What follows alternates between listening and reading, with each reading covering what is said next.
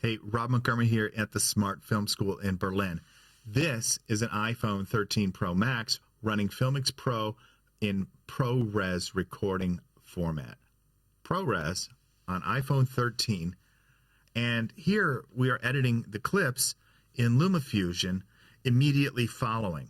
So let's look at some examples that I filmed and talk about the different flavors of ProRes and how you might use it for your filmmaking and documentary mobile journalism. Let's have a look here at some handheld shots in ProRes 422 HQ, and we'll talk about the different flavors and what that means.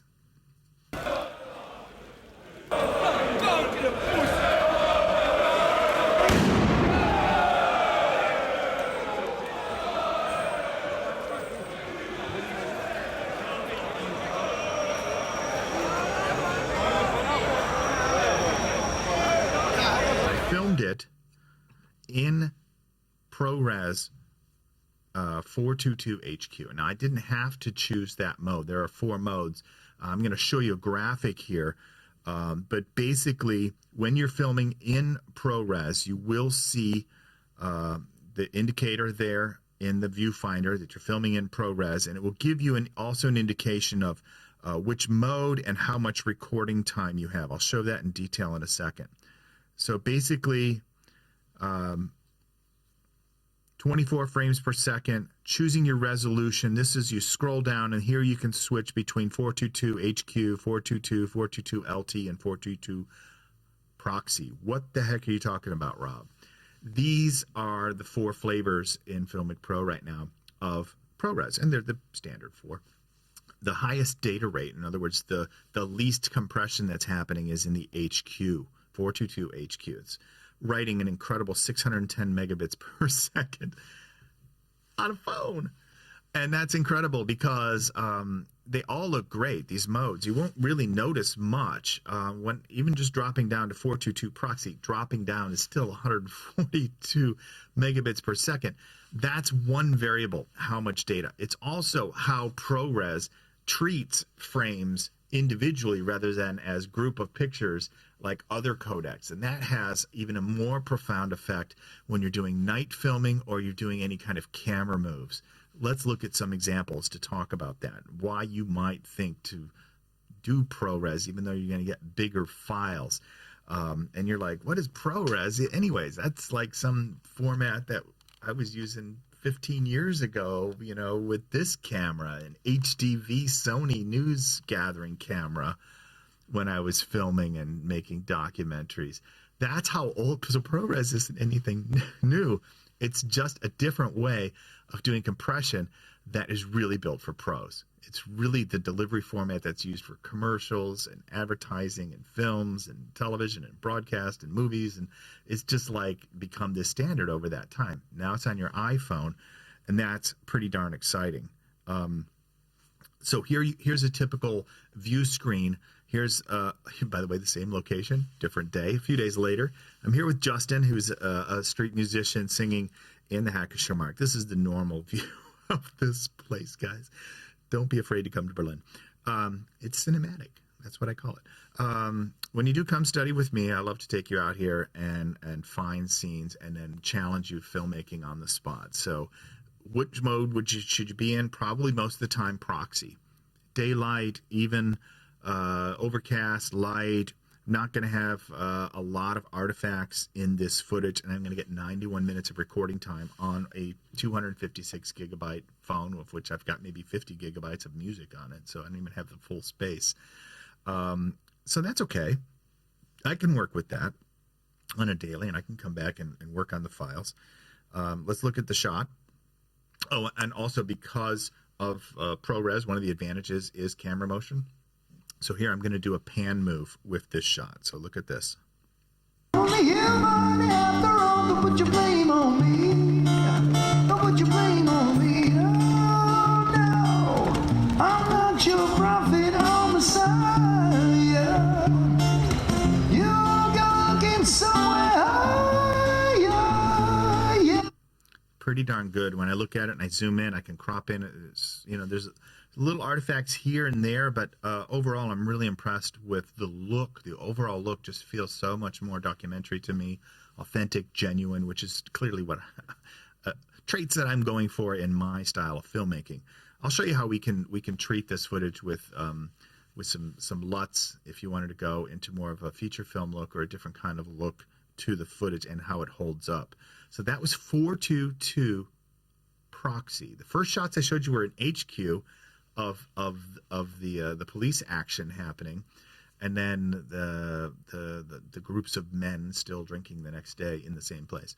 And now this is 422 proxy. So there's the two ends of the spectrum. And if you come to something up from that, the next level is LT, which I assume is shorthand for light. It's got the L and the T, so let's call that light. ProRes light. And here I will get 44 minutes of recording time, just about half, right? A little less than half from before with proxy. And it holds a little bit more details, a little less compression in the artifacts. But again, this is some pretty forgiving scene here. It's not a high contrast scene. Camera is on the tripod, and let's look what that looks like. Oh, and let's try something a little different. Let's also do a focus pull. This is not cinematic mode on the iPhone where it's AI and trying to detect what to do or letting you do it in post. I'm actually setting markers there in Filmic Pro in the focus tab for stops of where it should be, and then I'm controlling it by being a cameraman, yeah, or being a filmmaker, if you will. So this example is ProRes LT with a focus. 1, 2, 3, it's as easy to learn as your ABC. You miss it, that's it. But it's a really cool moment because the unplanned.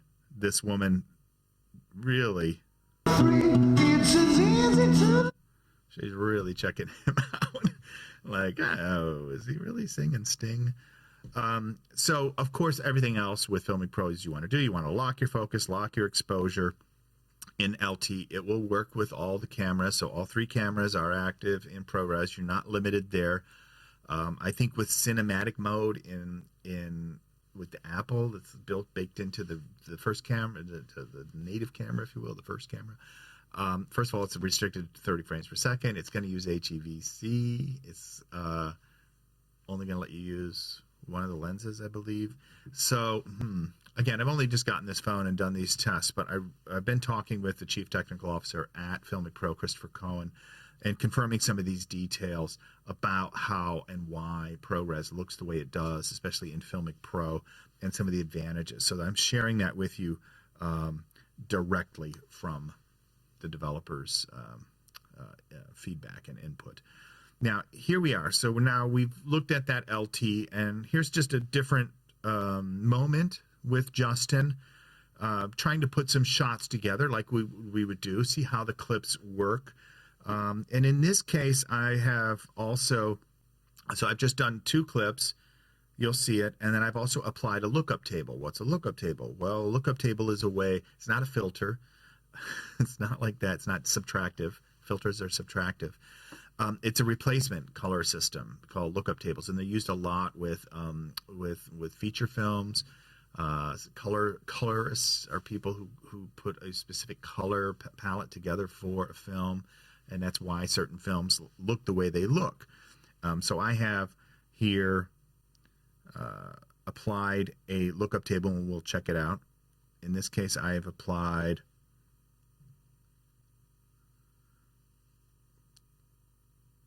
12 Years a Slave lookup table, and I've adjusted the percentage here to about 32. I could have gone with Hitchcock. I could have gone the full Hitchcock on that. And if I do that, I got to do the same to the cutaway clip. So just let me do that as well. Go to the lookup table. Go to the full Hitchcock. All right. So now Justin is in a Hitchcock movie. It's not going to look like, this is great for a news look, for, just nice documentary. But if you wanted something a little more special, you can add lookup tables. Another working day is ended. Only the rush I have to face.